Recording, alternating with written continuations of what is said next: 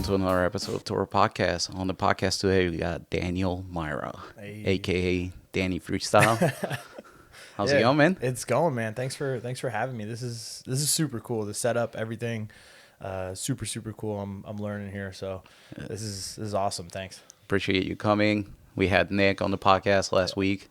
It's great to get like a different view of the same world. No, Nick's amazing. Like he's a monster. He's somebody I look up to a lot. Who's helped me through a lot, and I've learned a lot over the years with him as well. So very cool, you know. But so, just a quick intro on you. You're also a black belt under Mickey Musumeci. I'm black belt under Mickey Musumeci. Professional jiu-jitsu competitor around the world, and I've been doing this for quite a while. I'd say like over 10 years at this point now, and co-owner of Movement Art Jiu-Jitsu here in Warminster, Pennsylvania. And that's it basicly. Let's get started with a little bit of history of like how'd you get started with jiu-jitsu first? Oh, good question. So there was like, I feel like I was playing soccer a lot, and I just kind of like was kind of falling out of love with it. I had I was disenchanted with the idea of having to pay for other people's mistakes like a lot. So if I would do something like really good and I'd make this pass and then they would lose it, I'm like, man, I could have just dribbled up there and lost it on my own. Like, so I was like, if that's going to be the outcome all the time, I might as well just dribble and have more fun. But then the outcome's the same and we're going to lose it. So, which is kind of a pathetic mindset to have. But, sometimes you win, sometimes you lose, sometimes it's your fault, sometimes it's not your fault. I really love jiu-jitsu, though, because everything is your fault. It's undeniable. And so I was coaching, youth soccer as well. And one of the big things is like after every game, after every practice, whatever, there's always a parent that wants to complain about this, that, and the third. And you don't get that in jiu-jitsu really, because I'm like, because the parents are always like, oh, well, why didn't you play my kid instead of that kid? Or, this kid is like this or that kid's like that. It's their fault. And in jiu-jitsu, I'm like, yo, I told your kid to protect his neck and tuck his chin. Your kid got choked out. That's not a me problem. I told him. He didn't listen. So it's like there's not much I can do to help you there. So the accountability is really, really nice. I would say that was probably like the biggest thing, I think, that really made me initially like kind of fall in love with it. More from like a player's perspective, but also a coaching perspective. And then I feel like the problem solving, the technical aspect of it, where it's like it's an intellectual game that's played out physically, and that really, really appealed to me. So yeah, definitely that. You can just tilt this up if you want, or the other way around. Up. Yeah. Oh, there you go. I'm learning how to use technology here. So. That's awesome. And just like we talked a little bit with Nick about it, but basically the way that you guys approach jiu-jitsu is like more of a mental aspect of it. It's like why things work, why, why is the body positioning, like it basically concepts, being your own coach, a lot of that, which is not across the game when you go to other gyms. Yeah, it is definitely something different than you normally would see if you walked into a jiu-jitsu gym. I feel like the standard for jiu-jitsu gyms right now, unfortunately, is like it's a young sport. It is growing, but as the sport grows, there's a trickle-down effect. So if you're at the top at the cutting edge of the technology of technique and, the conceptual approach to, how to level up quickly, yada, yada, yada, there's always a trickle-down effect. So it's going to take a while for ideas to catch on, for techniques to catch on, for organization and structure to catch on. And, Nick and I kind of have a joke, like we want to be like kind of the WikiLeaks of jiu-jitsu, if you will. So finding the cutting edge and doing it and using it in competition at the highest level, like our coach, Mickey Musumeci, but also sharing that. And we want to change the way that jiu-jitsu is taught, the way that jiu-jitsu is thought about. And I think the standard is just kind of like, hey, here's a move and go drill it statically for quite a while. And then we'll roll live at the end, which is kind of like, doesn't really make sense in any other field. And then most gyms you show up and it's like, yeah, we're going to run around for 20 minutes and do cartwheels and jumping jacks and kind of dumb warm up stuff. So what we tried to strive to create at Movement Art is like a completely different environment where we're like, okay, how can we get from zero to hero as quickly as possible? And the environment that we wish we had when we were coming up through the ranks. And I feel like that's really like what we've created. And just kind of doing things a little bit differently, I feel like is really paying off. We have a lot of proof with our students as well as ourselves as professional competitors at the top level. That's awesome.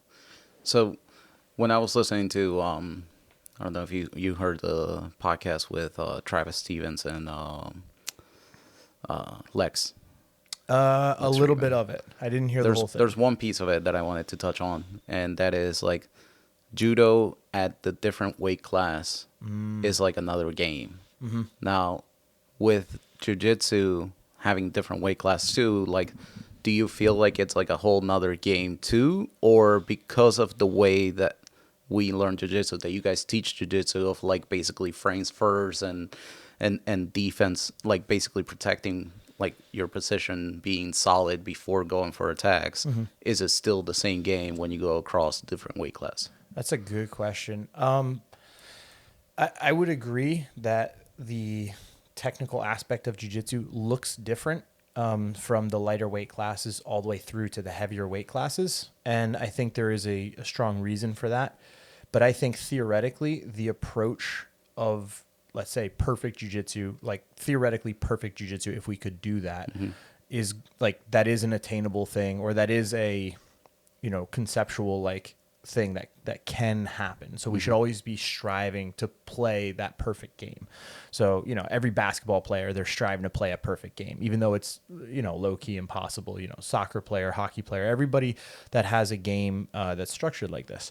So you want to be perfect. You want to play a perfect game. So therefore, there is an optimal way to move and to perform. Now, if you are a heavier guy, a lot of times, so in jiu-jitsu, let me back up here real quick. So in jiu-jitsu, if you have, a perfect game and perfect structure and alignment and your frames are in the right spot and everything, like everything's really good, you're going to win, right? But anytime you make a mistake, you're going to have to compensate on some level with your athleticism. And that's the biggest point where athleticism is going to come into play when you're training jiu-jitsu or learning jiu-jitsu, right?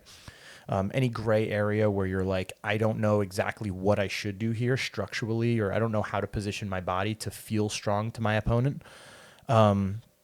Like that's a moment where you're probably going to be, compensating with your athleticism. Now, if you are much bigger as a human being and you're in a room where on average everybody is much smaller than you, not only can you compensate with your athleticism far more often and easier, but you really don't need to do things as perfectly because you have so much more athleticism, let's say strength and size, to offset any maybe mistakes that you're making at a lower level in the training room or when you're not taking things as serious. So larger opponents will tend to, and the larger weight classes, they'll tend to develop technically a little bit slower. So they're always further behind. So whatever, hot techniques that are coming out, you're going to see those in the larger weight classes, let's say 5-10 years later. So it's like the trickle down effect of technique, because it's like, why would they need it? So it's like they're not going to use something until they need something. And then that's when you'll start to see it in those weight classes. Whereas a much smaller opponent, they're in the room, and on average in every room, you're going to have a few opponents that are much bigger. And on average, they're training with people around the same size, maybe slightly bigger. So they're going to need to develop a system, basically, however they're doing it, to compensate with athleticism far less often, right? I'm a smaller guy. When I train with bigger people, I don't want to get crushed. I don't want to have more back problems. I don't want to get injured. And I want to, kind of nullify their, athleticism as they're bigger, stronger, and more athletic than me quite often. And you can negate that with proper body positioning and alignment and so on. So I have to be more on point with that because I have less of an ability to compensate with my athleticism, especially against a larger opponent. So you see a much more technical approach usually at the lower weight classes versus the higher weight classes. But across the board, there's like a trickle down effect of technique in that direction, but also from competitors to non-competitors, and then from like world class like coaches will say to, you know, the run of the mill hobbyist coaches, somebody who just, there's so many people in jiu-jitsu. There isn't any like, you know, fact checkers in jiu-jitsu. There isn't like quality control in jiu-jitsu, unfortunately, yet. And so the standard is like anybody could just get a black belt and just go open a gym and just, oh yeah, I love jiu-jitsu, I'm just gonna go do that. So there's a lot of that as well. And you know, So when did that click for you? When did that click? That it's like I need to be positionally stable for everything to work for me. You know, like basically this whole system that you guys. I think coming up through the ranks, I didn't have a coach or anyone like sitting there telling me like, oh, if you make this shape with your body, if your spinal alignment is like so, you can then handle a, you know, a larger, you know, weight disparity or whatever it is, you know.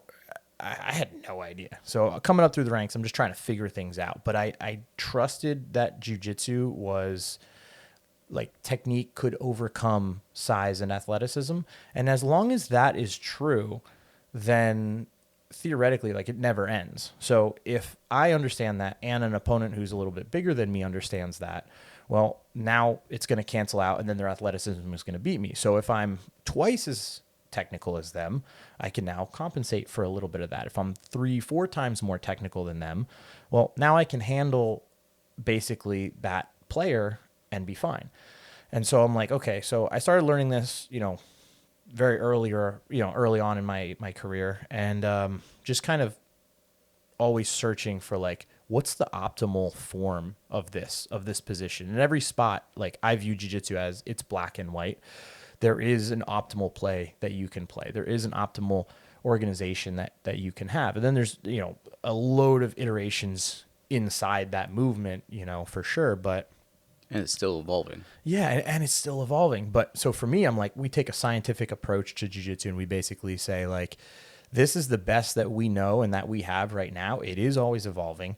And our opinion will change if we find something better. But for right now, like, make this shape, do this thing. And so we're just constantly trying to do that and find that.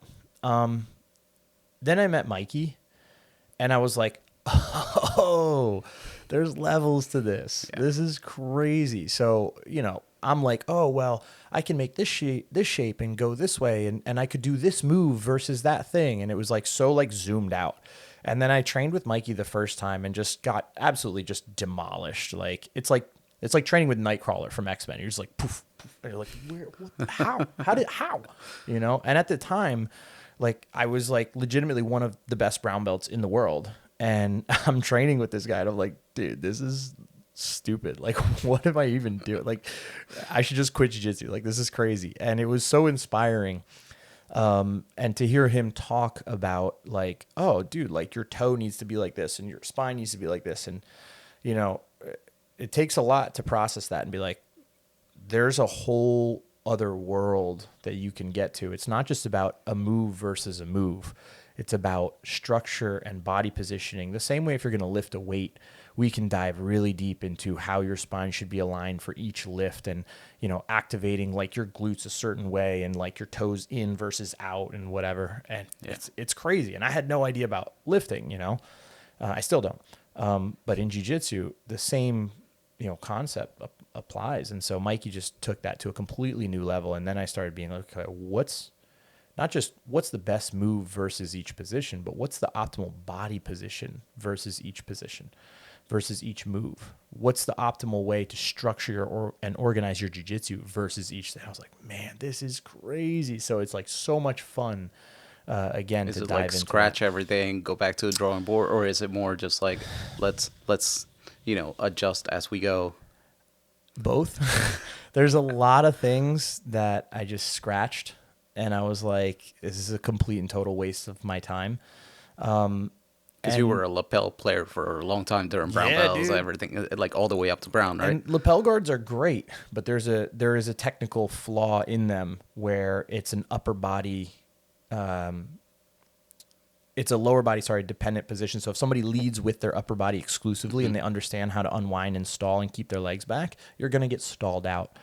And, I invested very heavily into lapel guards coming up through the ranks, and I had a lot of success, a lot of false positives maybe. And do they still work? Can I still make them work at the top level of black belt? Yeah. But I want to have, conceptually sound, theoretically perfect jiu-jitsu. That's what I'm striving for.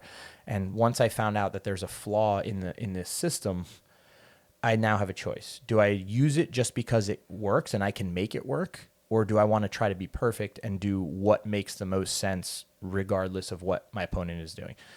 And I want to have the best organization. So for me, wouldn't say I completely and totally scrapped it, but I basically completely and totally scrapped it. Still works though. So, take it with a grain of salt, I guess. So a lot of positions though like that. Yeah. So you go into like going and meeting Nick for the first time. You guys trained at Marcelo's together. Yeah. Nick was kind of a huge supporter and helped me when I went to Marcelo's. Basically was like, I was living out of my van and I was like teaching and training at this other gym, and I was just kind of stuck trying to get there, but didn't really have the money to do it. And I was like going and going. I was doing day passes and whatever. And I got my brown belt and I was like, I got to go. And he was like, yo, if you're going to come, like, do it. If you're not, then just like be about it or don't be about it, or like shut up, like kind of thing. And I was like, all right, I'm there. And I went, signed up, and I'm there. And like Nick and I like had the same, approach to things. And we both believed like there is more to this. Like it gets deeper, it isn't just drill a move 1,000 times until you're bored. It isn't just this move works and then combo a couple moves together like you're playing Street Fighter. Like, just start button smashing and you're good. It's like there is a huge conceptual framework behind this, and that's what makes it really, really fun. A lot of people don't think like that in jiu-jitsu. So Nick is somebody that, really kind of we vibed together right away, and we would drill together, we would study together, we'd break positions down together. And then when we met Mikey, of course, that just like blew up even further. So you guys are known as the Bolo Brothers because you boloed everybody. Yeah. we've tried. Yeah, we tried. Who coined that term first? Dude, that's a good question. Who did? I'm not sure, to be honest.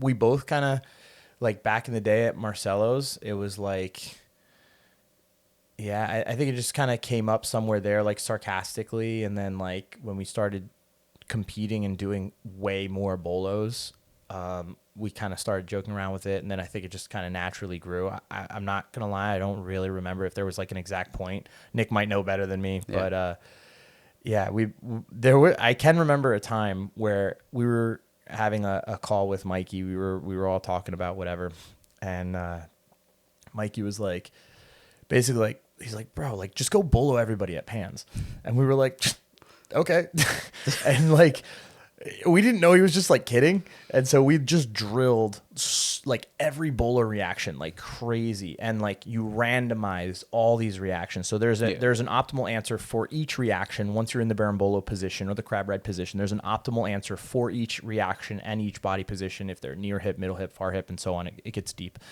And so we drilled all the positions. We would randomize them and just be like, answer this body position, go, boom, boom, boom, boom. And dude, we got really quick at all these, we went and bullet everybody. And Mikey was like, I was kidding. Like what?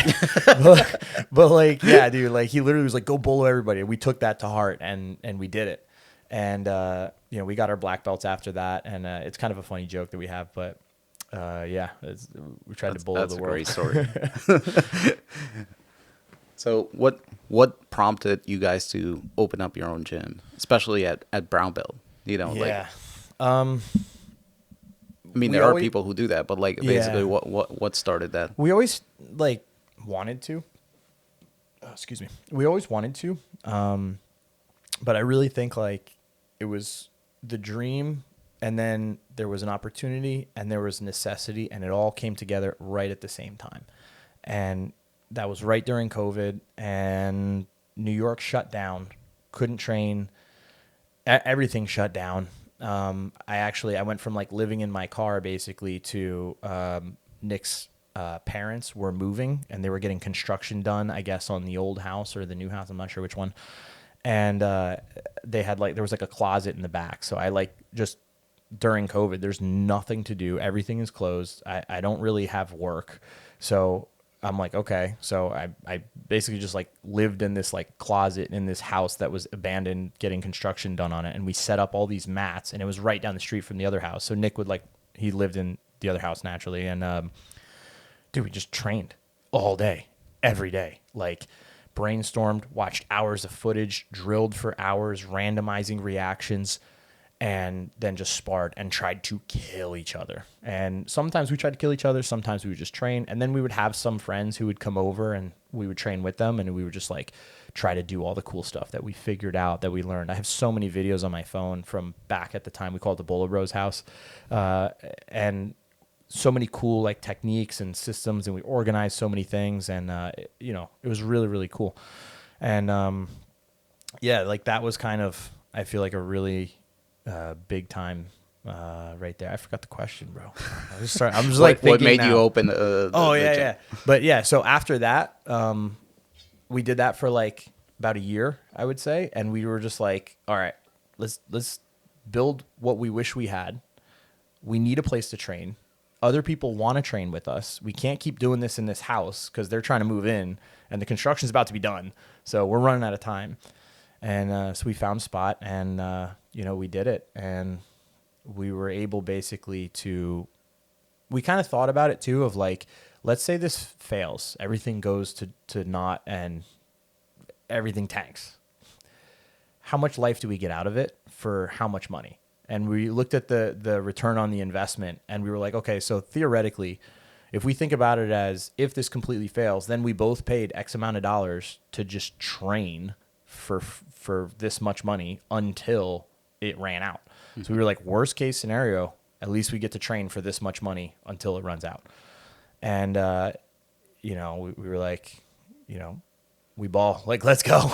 And we did it. And, we opened up right during COVID, and really, really sketchy.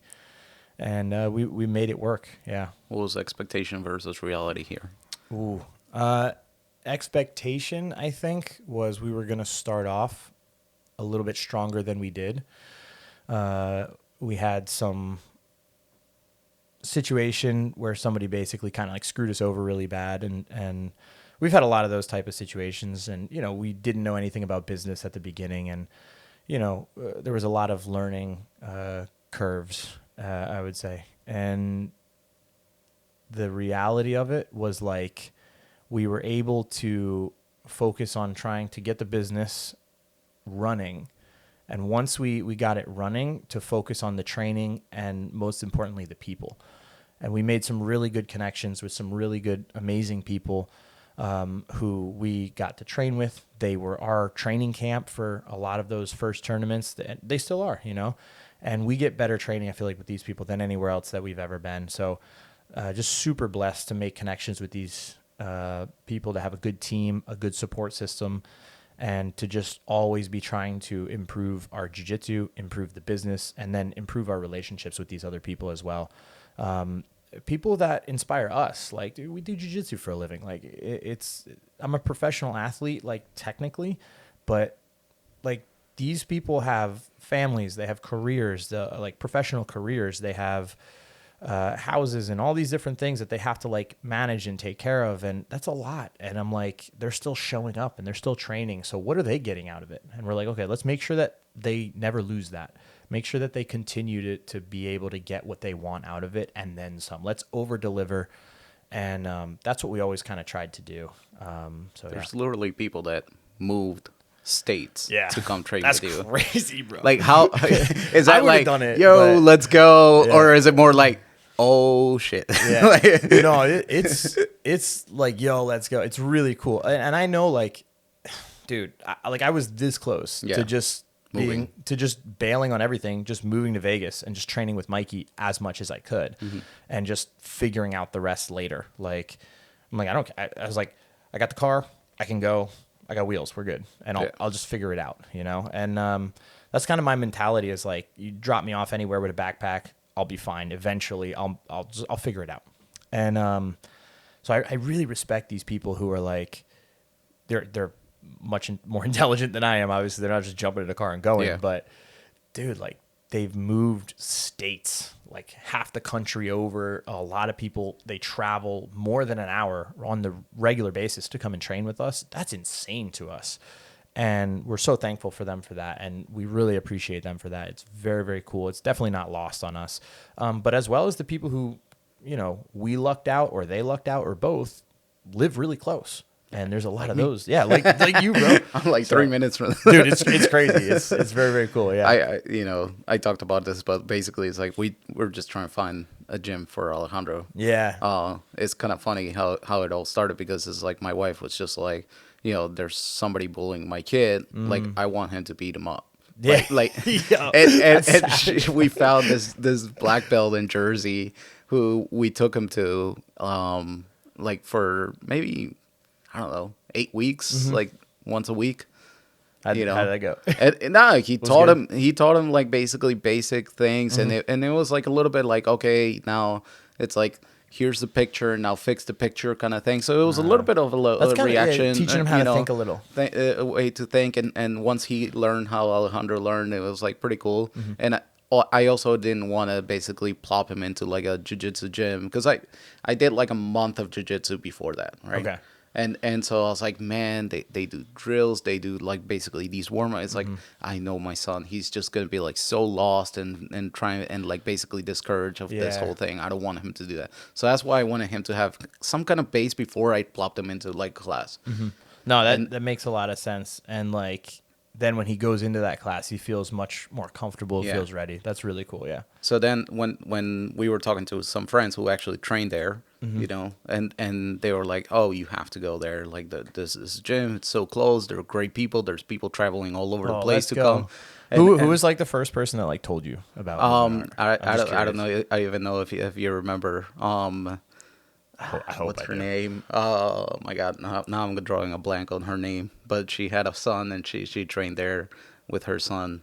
Was it Rachel? Yeah, Rachel. Okay, all right, I remember. Yeah. So yeah, she. There was like very few people that fit that description at the early stages, and you got in on the ground floor. Like you were in early with us too. So then I remember your first class. I was like, no way. I was like, bro, there's no way he's gonna train consistently, and there's no way he's gonna be able to like do this. I'm like, this is nuts. And I remember like I was like, can you get your knees to your chest, like do a cannonball to jump into a pool? And you were just like, we did a whole class on it basically. Yeah. And you were just like, nah, I can't. I was like, I don't know what to. I was like, I've never learned this. I don't know how to help somebody with this. Like, this is wild. And bro, to see like how far you've come is crazy. And it's the coolest thing ever. And it's also just like, it's made me just shut up about so many people. Not that I said anything like, oh, there's no way, but it's just like, that was kind of my perception is people come in. That sort of like first perception. People is that come in, you're like, stick or not? Yeah, like, they're not going to stick around. They're going to stick around. And like, I've been wrong so many times, and it's so cool now to just be like, I'm curious. Like, you think they will, you think they won't. Yeah. And I think it's really, really cool because, dude, not only did you stick around, but you're training like twice a day. You're like working your butt off. You're studying. You're like watching instructionals. You're drilling extra on the side. Like, and it shows and it pays off. Dude, you've lost like loads of weight. Like, so cool, bro. So cool. So yeah, that's definitely very inspiring for sure. Thank you. So, but yeah, like when I first got Alejandro in there, and I started going over there, and first my wife was taking him a lot, and she was like taking notes. She was like super mom. She was like taking notes. She was like, this is spider lasso. Let's practice that at home. And she was asking mom freestyle. It's like, what is this move again? And she was like, wow, you know this? Like, it's like she was trying to get her to start training, and my wife is like, no, I'm not about that. Yeah. But then when I started taking him, and I started sitting down with some of the other dads, like I got Sasha and Steve and all this stuff, and they're like, you should come. Yeah. And I was like, yeah. I'll come. Yeah, you're not like closed off to it, but then like you start training, you're like, whoa, this is not what I expected. This is really cool. Yeah. And you know, now they're like, you know, best friends. They come over, we train all the time. So it's really cool to have that. And I it was really great to have another dad who I was just sitting down and I just threw the same thing. I was like, you should come. And they started training too. And I was like, let's go. Right. So it's just one of those things that is like a chain reaction. And I think most of the gym That's there. the crazy part about movement art is like we haven't advertised. Like we just recently, like last couple weeks, like Yeah. started working like with somebody to try to get some sort of like an SEO, like, you know, a presence online and doing some media and stuff like that. Like we've achieved everything we've achieved Word of mouth. via word of mouth, which is crazy, but also like how dumb are we for like never advertising? Like that's the dumbest thing ever. But yeah, like, so it's that kind of connection that you're talking about that has really, I feel, helped a lot of people, but also helped us as well. And that's what we believe. Like if you add value to people's lives in whatever way you can, like they're going to also want to support that. And, you know, if like it's very symbiotic, like they're both helping each other, you know? So, Yeah. And that's what you guys wanted from the beginning, right? Yeah. To build a community, not just 100%. the jiu-jitsu gym. We just wanted to hang out with people and train with people that like cared about learning and working hard, and like we're just like good vibes, just cool to hang around, you know? Yeah. So it's dude, I'll be in the gym, I'll have conversations with people about everything. Like some Fish people falling about from the sky. yeah, a little bit of everything, bro. So it's good. I'm lucky to be where I'm at, and to be able to have this be a career for now is wild to me, and very thankful for it. So there's like sort of like adjacent to jiu-jitsu stuff out there. I wanted to get your take on it. Have you watched them? What do you think about them? What do you mean adjacent to jiu-jitsu? Like, for example, slap jiu-jitsu, right? Okay, like or CJI like and car jitsu. Have you seen that's this? crazy. Yeah, that stuff is crazy. I'm not gonna lie though, as like a one-off, like everything's kind of fun if you do it here and there. As like an actual sport or organization, like that's just crazy. That's so insane. I feel like they're just doing it to be a meme online, but like I feel like there's somebody somewhere that's like training for this, you know. 100%. Yeah, it's more spectacle, and I think that's something like people think, oh, we have to make jiu-jitsu popular, so we have to make it more of a spectacle. That's not true. Like if that was true, golf would not be popular whatsoever. And it basically isn't popular, but there's more money in like one golf competition than I'll ever see in my entire life. So it's not about making it a spectacle, I think. And that's, I think, the essence of like power slap. Yeah. Like they're just like, we want a spectacle. And I can't even watch it. I'm like, this is so ignorant. Like they're just smacking each other in the face. Like, But yet there's like athletes out there, right? Like wow. I met one of them in the airport. Yeah. He just won the belt. He was coming back from Abu Dhabi or something like that. And I was like, oh, like congrats. He had this big belt because he's awkward to pack and carry on. So he's just carrying it. This giant dude. And I'm like, oh, congrats. Like I talked to him a little bit. I wish I remembered his name, bro. He's literally the champion. And it was a cool interaction. And we just had this moment where it was like, this is wild. Like, but yeah, it's a spectacle, you know? And I don't think, you know, for me, what entices me about jiu-jitsu is the intellectual side of it. The same way that people kind of enjoy football, because, you know, if you ask me, I'm like, oh, like you just enjoy, you know, seeing dudes covered in pads just slam into each other over and over with helmets and whistles and flags. And like, that's so lame. You know, you're into that. It doesn't make any sense to me. But when you really, that's obviously because I don't know anything about football. When you unpack it, there's so many tactical things and there's nuance behind it, and you got to know like this, that, and the third, and like you got to have so many different areas like covered in the game to be like a good team. And I have no idea about any of that, so the game of football is lost on me. So, you know, if somebody doesn't understand the intellectual side of jiu-jitsu, there's gonna be like, this is just super lame, just two people in pajamas like hugging each other and like rolling around, like ew, like that's so lame.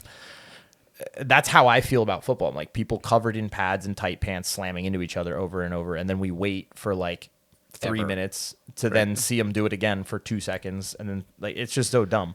So if you don't understand it, it's kind of whatever. It's kind of funny you say that, because I played tennis like when I was a kid.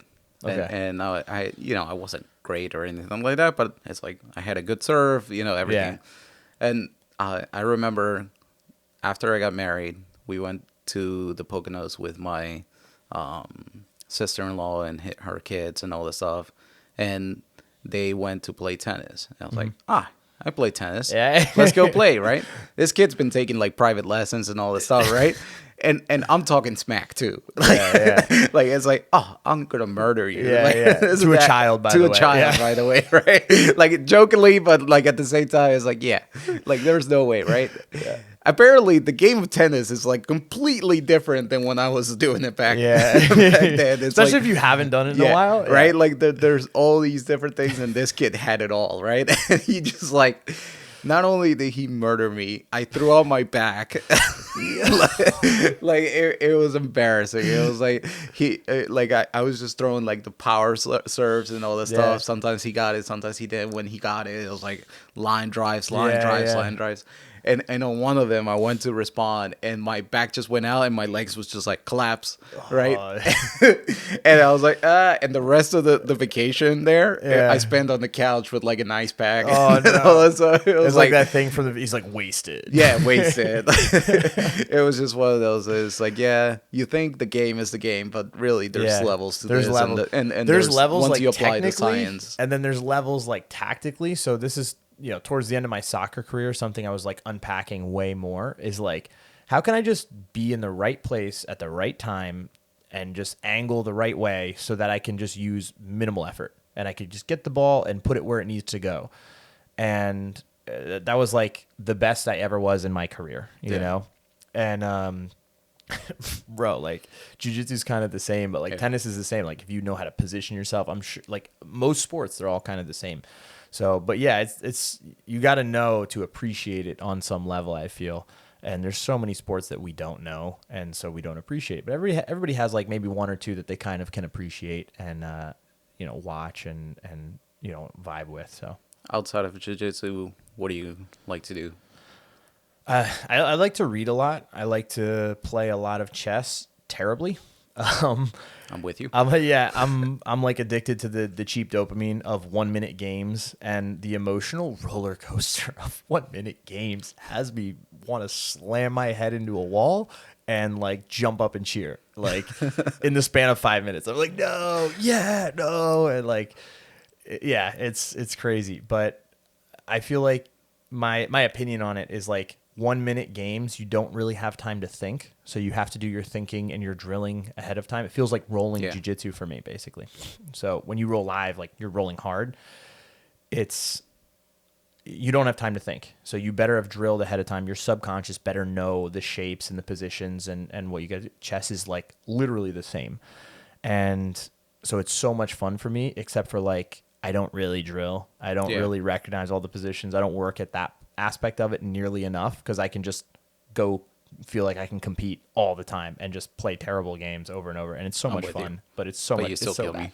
It's so bad. We played a 1 minute game and dude still had 30 seconds left at the end. Timed out. there is levels to it. So like, if you're like, I study a little bit. I work at it every day a little bit, and I'm still god awful. But somebody who doesn't study or work at it as much, of course, like I'm still going to do a little better than them. But then like my friend Tadaya, he's one of our black belts at Movement Art, and phenomenal, world class competitor. He's like 1,500 in chess. In bullet. Bro. I've studied some of his games. Like I went to his profile and started. You can study his games later? You could go back to his games, right? Dude, but like I'm like, this doesn't make sense. Bro. This doesn't make sense. And then it's like, oh yeah, okay. That's how I didn't know look you at could it. do that. Yeah. So I'm gonna go study all of his games. It's like, always King's Indian. I'm coming for him. It's always. I'm coming for you, bro. I'm gonna go study all your games and break every one of your positions. But down. It's like looking at you and on chess.com you can do it, right? Yeah. Okay. So it's like looking at you roll, right? Like there's no chess.com for that. But like, there's so many times that you guys will post like a reel or something like that, and I would go and watch it and watch it and watch it, and I'm like, I still don't understand. Like that's the way that I look at Ty's games. Like it's like I don't understand what was the point of that, and then it all makes sense. It's like Ty does things to me in chess that like it's That just you do that to Mikey him. does. Yeah, or that. I was gonna say Ty beats me in chess the way Mikey beats me in jiu-jitsu. And bro, it's just like he just like we were at a tournament competing, and we were both like in the Airbnb cutting a lot of downtime. And I'm like, yo, like let's play. Like, no, we're not. I'm like, let's play. Fine. Wipes me off the board. And he beat me like multiple times, like so easily. And he just goes like this and just puts his phone down. He's just like, yeah, I'm good. And I'm like, let's go. I want to play again. And he's like, why? He's like, why? Like, this is a waste of my time. He's like, you're so bad. I can't even play with you. He's like, there's not even a game that can happen. It's just me smacking you around the board. I would rather play online versus a robot. Like, you suck so bad at chess. Just give up, go home, just shut your phone off. Honestly, your phone shouldn't even work after you play that horrible game. And I'm like, okay. And so like, dude, I've been studying, bro, and working, and like he still kills me. But I'll get there eventually. I play every single day, but it's like I don't study enough. That's the thing. That's it's so much fun to play. So my rating is like the same. Yeah. So it's like ups and downs. But that's like jiu-jitsu. So if you roll every day and you just roll and you don't think about it, you never think about the positions, you never break them down, you never think about what's optimal in each position, how to change your body positioning, your shape in each position. You're just like showing up and you're just playing. You're not going to get better. I know so many black belts that have just done that for 15 years and they get a black belt and it's like, oh, cool, okay. They're not getting any better, You only get better when you learn more about the thing and you dig deeper. It's like saying we're talking about football. If I just show up to practice and I just do the thing over and over, like I'm not going to get better. I have to at some point learn. Here's the different plays. Here's what the different positions are for, what they do. Here's what, And I think chess is the same. So it's so much fun to just play, but it's not as fun to maybe study and do the work and drill. Mm-hmm. But it is way more fun when you win when you're playing. And so I really like that part. Yeah. So I'm willing to go and do the drilling and the studying part to get that feeling more. Now, I don't really necessarily like care enough about chess maybe to do that part all the time. I'm getting better at it, but there's a huge correlation to like the higher, like the best I've gotten is like, I don't know, almost 1300 in like bullet. And there's a huge correlation to just studying positions and solving puzzles and tactics and all this stuff and then going and playing. Yeah. And my rating goes, shoots up. And then I'm like cutting weight. I'm not studying. I'm not working. I'm not paying attention. It's like late at night, brain fog, and my rating just like tanks right back down. One night is like 200. Yeah, you just go on a bender. And on a bender. It's like, why? Yeah. And then while you're playing, I start thinking, I was like, no, yeah. You're like, I shouldn't be doing this. This is the last one, right? And it's like my thumb just automatically goes new game. Yeah, every time, bro. This is just turning into a therapy session 100%. For like recovering chess addicts. Oh, God. Yeah. Oh, this is great. Yeah, for sure. So but jiu-jitsu's the same, I feel. So going back to other things that you like reading books. I love audiobooks. Yeah. I do both, but I'm a strong audiobook or reader. A lot of them I do both. I'll be listening to the audiobook and I'll also read and I'll go back and forth. Or sometimes I literally will have the audiobook playing while I'm reading. Like I'm dyslexic. I grew up with kind of a lot of like learning disabilities, whatever. In school, it was rougher for me. Reading is something that has always been tougher for me to do. Like I'll read the same line 3, 4, 5 times in a row. And then I know I'm reading the same line. I'm getting mad at myself for reading the same line. And they'll use your finger. I'm like, I'm using my finger, dude. Whatever. So it can be tough for me. So having an audiobook on while I'm actually reading, that's helpful. If not, sometimes I just take an abnormally, obnoxiously long time to read a book. But I've learned so many things from so many books that it's just so invaluable now that, okay, if this takes me 3 months to get through this book because it's thick, that's what it's going to do. So I do both though. Yeah. What are some of your favorite books? Ooh. Like what topic? There's a lot of different, I like a lot of nonfiction. Really? I read a lot of books. Yeah. Oh, so I'm the same way. Yeah. So I don't like fiction. Okay. At all. I like fiction. I like science fiction. I like fiction. It's fun. Doesn't make me any smarter really as a person. helps your imagination. You need a break every once in a while. You need to watch a movie. You need to Yeah, read that I something agree. fun. But Every for once in a while, books- for sure. So every once in a while, I'll do some science fiction or fiction or whatever. Okay, cool. Normally, though, I'm reading a lot of, science, history, some business stuff more, a lot of psychology. And for years now, I've kind of really gotten into learning how to learn. From a very young age, I've always been very, very fascinated. Like, why do people do what they do? And like, what makes them tick? And so I think that's the topic that really like kind of grabs me the most, for a lot of different reasons. But there's so many good books I feel like in that field that have really, really helped me develop as a person, as a coach, as an athlete. But yeah, there's a lot of different books. Off the top of my head, a few that were really brought me fun. this one. I did. I brought So, you that Grit. one. This is a really fun one. Angela Duckworth. Grit is basically, it's the title to, to have grit. Basically, it kind of can teach you, how to have that. But it's also, it breaks down like, some people say, oh, are you born with it? Or are you not? And this book talks about that. It's a very, very good book. But yeah, this was one of them. I feel like there's a book about negotiation that I read called Never Split the Difference. I love that book. So fun. I So love fun, that. bro. Dude, I've used that on so many like salary negotiations and everything like that just Yeah. got me like up there. 100%. And it's just like that whole mirroring tactic, Dude, like so staying cool, right? quiet and people get uncomfortable. Like, I love that book. That book is so much fun. It's teaching you how to just be a better communicator. And that's something that, I needed to learn and it helped me a lot. And so that book was so much fun for me. That was a very, very impactful one for me for sure. I just recently finished this book called The Body Keeps the Score. Another amazing book. It's all about, trauma and how your body holds on to trauma and stuff like that. So that was a really, really a good book as well. There's so many, man. It's hard to think off the top of my head. Yeah. Right now. I like There's reading a lot, too. Like, a lot of history. Yeah. A lot of history as well. So like there's a book called The Rise and Fall of the Third Reich that took me a long time to get through. It's very thick, but I was like, how this sounds like some crazy spy movie. This sounds like some conspiracy theory, crazy stuff. It's like, no, this is the history of how the Third Reich came to power and the crazy stuff that happened and how they invaded different countries. It's just crazy. So that book was mind blowing. Another one is Ghost Wars, I think by Steve Cole or whatever. A really good book as well. weed thing, right? The history of the history CIA, and that one was crazy too. Another same thing. I'm like, how is this not like a crazy? This is a movie. Yeah. This isn't real. And then you like look it up. It's real. It's very real. And yeah, it's just it's so crazy. So history, I feel, is so much crazier than fiction sometimes.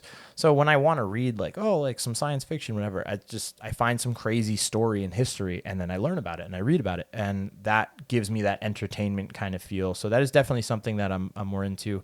A lot of crazy type of stories like that happened around that World War II era, of course. But then there's, recently I've been reading a lot more about, the Cold War and, the FSB, the KGB, and, the CIA and a lot of things around the intelligence communities. So that's been really fun to learn about. There's so many different things. I'm always trying to find something. Yeah, I don't know. One that for my professional thing that really helped was Getting Things Done. Good book. Really good. Mm-hmm. And then the other one, 1 Minute Manager, is like a quick one, like a 2-hour book or whatever. But yeah, I had somebody recommend actually, my friend Omar, he recommended like the 1 Minute Manager and Who Moved My Cheese. And he's like, you got to read these books. They're great. I'm like, okay. And I read them and they're definitely good. But there's I can't remember now. There was another one along the same line that I was going to see if you read as well. I can't remember it now. I'm sorry, I have no memory. No, it's fine. It happens all the time. Yeah, I have it at home. I'll bring it for you next time. But there's I have just like a wall of books at home, and my fiance's like, why do we need more books? Like, why do you keep doing this? You should like, see our library. Yeah. I'm like, you got to show me after. I'm curious. My wife is a big reader. And, Nice. And when I remember when the Kindle first came out, she sold so many books on Amazon back when it was just like selling books.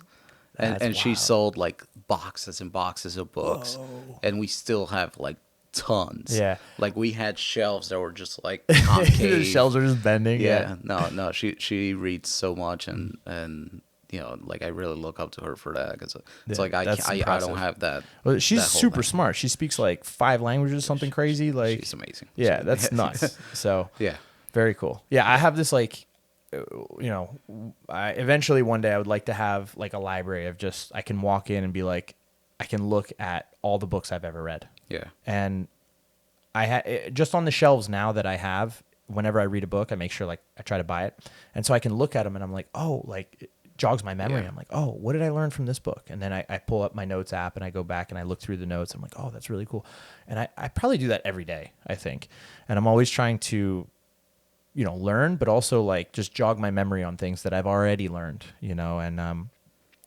I've really learned like how dumb I am to the point that I try to not have an opinion at this point because I don't really know enough about anything to make a real educated opinion on things. So jiu-jitsu, I'm a professional. I'm an expert. I have very strong opinions about jiu-jitsu. All right.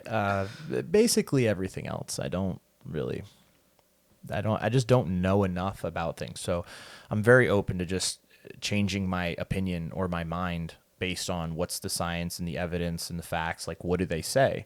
And so the more I start to learn about it and read about it, it's, my mind is always changing. I'm always learning more things. And I think there's so much like controversy. There's so much division in this country, in even personal relationships everywhere that I see where people are just, they get these opinions and they like hold on to them. And then there's so much division online. It's so easy to just make people feel a certain way and just show them stuff. And people just believe it. They don't really have the time or the curiosity to fact check things. And, and some of it can be very harmful and kind of damaging. And, I just try to like, I see these things, but then I always like kind of see the other side as well and kind of stay in the middle. And so how do you do that with books? Because with jiu-jitsu, it's like, okay, is that, jiu-jitsu, I'm an expert. So yeah, I feel no, like but it's like I taken feel me like years to get to that you can point. look at something and like you always tell us this, right? Like, Yeah. like just look whatever's online. It's like, well, it's like is this structurally safe? Is Yeah. this, like, is this gonna actually work? And all that stuff. But with books, it's like, man, this guy sounds really smart, but it's like, is what he's It's saying. easy to sound smart. I It's feel what like. he's saying like legit, or is Yeah. what he's saying like not. Like I'm thinking like Malcolm Gladwell, really good books, Yeah, really good, very fun. but- All his but- books, big fan, fun yeah, to read. great books. But then he also talks about the repetition of 10,000 times and all that stuff, which is like I think that's taken out of context though, because I Okay, think the studies are there for outliers and that 10,000 reps and all that. Like the studies are there, the science is there, it makes sense. But I think it's taken out of context so often, and I think it's misrepresented. I think a lot. But I would still say it's really good. And Malcolm Gladwell is somebody who, great author, very fun books. I've read all of them. But you also kind of have to take it with a grain of salt to an extent, because he said, hey, here's these studies. Here's what we're learning about this thing. And he gives you like, hey, here's a glossing over real quick of this topic. And you can go deeper into these things. But it's not like he's got everything accurate either. And he's not an expert in any one. He's an expert in sharing stories. And I think that's what he does so well, is make you curious. And the point of his books is to make you curious about the world around you, about how things happen. And I think he does his job very well in that. Now, just because I've learned something from his book doesn't mean that it's like the end all be all truth and the deepest part of that topic. And there's so many of the studies that have come out that like, here's a glossing over from Malcolm Gladwell, but this topic actually goes so much deeper if you really look into that. So I think it is important to look at people's credentials and say, what are they? Because anyone can sound smart, but to truly be an expert takes years. It takes a long, long time. And I have to respect that. And if we don't respect expertise, we just respect people's opinions for sounding smarter. I mean, how many people are insanely intelligent and they just lack the ability to communicate that, perfectly? it doesn't mean that they're dumber. It doesn't mean that they're not an expert. It doesn't mean that they're wrong. It just means that they're not able to communicate as well as someone else. So always look at the credentials, I feel like. And when I look at nonfiction, especially, I see, well, what am I trying to get out of this? Oh, this is a journalist. This is someone who is going to be sharing stories, and they're very good at it. I love that. That's going to make me curious about these stories in this region. And then what do? I go and read multiple books about that, story, about that region, about that time period. And then you get a zoomed out, much bigger picture. So, you're talking about history. You're talking about another one is like physics. I like to read like physics books because I'm very, very Universe dumb. in a Nutshell, one of my favorite books. Stuff like, I'm like, this is incredible stuff. This is so cool. It's conceptual. It's fun to think about. But like, I don't know anything about it. So I'm not going to read a physics book by, Joe Schmo down the street. I'm like, okay, who is like the leading minds in the physics world? Who is the who's who of who really knows? And I'm like, okay, well, let me read their books and see what they say. And then you start to read a bunch about these different concepts and things. So I'm trying to learn a little bit, but I'm going to learn from people who have actual credentials, from actual, people who've been there, who've done that, who are actual experts. And we have to respect expertise. So I think if I try to stay away from books of like, oh, here, I'm going to talk about, this health issue in America. And I'm like, looking at it, I'm like, okay, are they a doctor? Are they an actual medical professional? Have they been working in this field for years and years? It's like, no, they're just some journalist. Yeah. And I'm like, that's very cool. They're going to be very good at sharing a story. And maybe there's a lot of credibility to the story. Maybe not. Maybe it's the whole picture. Maybe it's not. I don't know. But you got to look at it like that. But if you have somebody who's like, I'm an expert in this. Everybody who is an expert in any field, they always specify, and they're very cautious to talk about anything like on the other side of their scope of expertise. Yeah. And you hear this with like every intelligent person that I really listen to. And that's something that's so inspiring to me. It's like they'll talk so strongly about their scope of expertise. And as soon as they get outside of that scope, they just go, well, I really don't know exactly what it says, but this is my understanding of it. But you should go and talk to so-and-so. You should go and read this. You should go like, and it's never like, oh yeah, just do this, coming from a place of like superiority. But if you talk to them in their area of expertise, they have this almost like cocky bravado that's like, they really, really know. Yeah. And as they should, That's great. So this is a good kind of stopping point here. Mm-hmm. I think there's amazing things between books, chess, Yeah. jiu-jitsu. So what's next for you as far as competing, as far as like anything else? Dude, I've been learning about my, health and the injuries that I've had, and just taken some time to really try to, fix myself, fix my health, my, diet, my recovery habits, my working out, everything, trying to get back in shape. So I'm starting to get there now and feeling like I'm recovering and getting healthier habits and learning about all that. And so I feel, a few more weeks, month of this and trying to jump right back into competition and hit the ground running. I don't have anything on paper yet, but I'm definitely trying to hit some super fights this year, trying to compete a lot around the world. And, I have a long list of goals that I want to accomplish this year. So just every day kind of chiseling away at those. So how about you? What do you have coming up? What are your goals? New York coming up. Let's go. I might do that with you. I would like to hop in if I can. Definitely. Yeah. I would love fun. that. That would be sick. But yeah, I mean, for me, it's like, hey, let's go have fun. Let's go as a team. Mm-hmm. I'm definitely going to I'm training now at a lower weight bracket, mm-hmm. which means more competitors mm-hmm. in the weight bracket. You're moving a lot more, and you're moving a lot better though too, because you're a lighter weight, which is nice. Yeah. So I'm trying to, build up that mm-hmm. that competition, speed into it. And I think I have trouble a lot because I tend to overthink positions, mm-hmm. and then I just get crushed. Real quick, I have one question. Yeah. This went by so fast. This is great, fun conversation. I have one question though. Yeah. What do you think? Do you think overthink? I was just having this debate with a friend of mine yesterday. Do you think overthinking is a thing?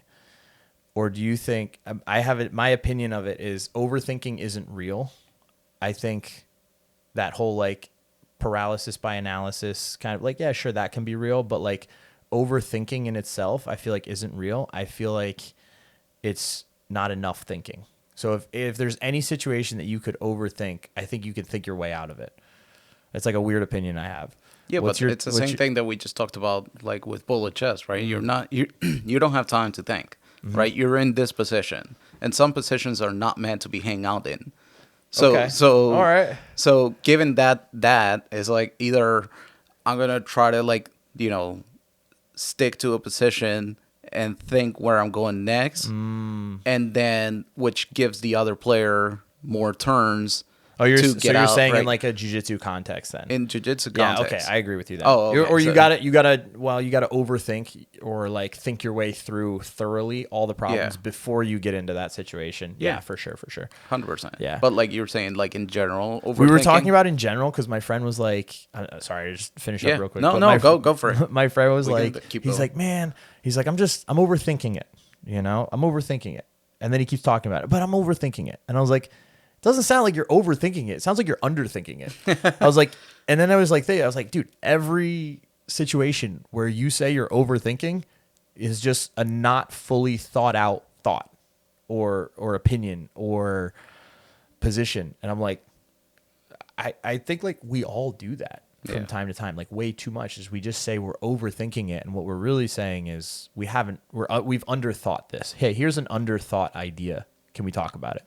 And I was like, oh, that was kind of interesting. It was just a fun conversation I had yesterday, though. There's definitely like personality types that lend itself to overthinking. What I consider overthinking.